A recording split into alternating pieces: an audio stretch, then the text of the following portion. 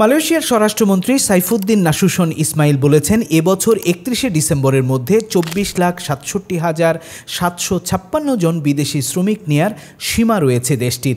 এবছর বিদেশি কর্মী নেয়ার এটাই সর্বোচ্চ সীমা। মালয়েশিয়ার সরকারি সংবাদ মাধ্যম বেরনামা এই খবর দিয়েছে।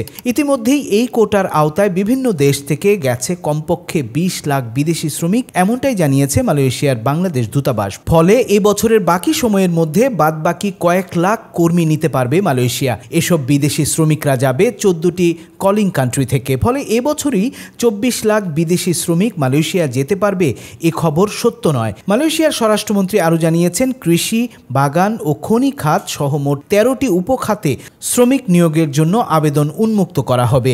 এর মধ্যে রয়েছে হোলসেল ও retail, land warehouse, security guard, metal ও scrap materials, restaurant, laundry, cargo এবং বিল্ডিং ক্লিনিং খাত। তবে নির্মাণ খাত নিয়োগ কেবল সরকারি প্রকল্পে সীমাবদ্ধ থাকবে, যদিও এসব খাতে সবচেয়ে বেশি শ্রমিক কাজ করে বাংলাদেশের। তবে কলিং ভিসায় বাংলাদেশ এখনই কর্মী পাঠাতে পারবে কিনা বা খুললে কতজন পাঠাতে পারবে তা এখনও পরিষ্কার নয়। স্বরাষ্ট্রমন্ত্রী আরও জানান, ৩১শে ডিসেম্বর পর্যন্ত চালু থাকায় এই কোটা পরবর্তী সময়ে ১০% কমানো হবে, অর্থাৎ ২০২৬ সাল থেকে বিদেশি শ্রমিক নিয়োগ সামান্য কমতে পারে।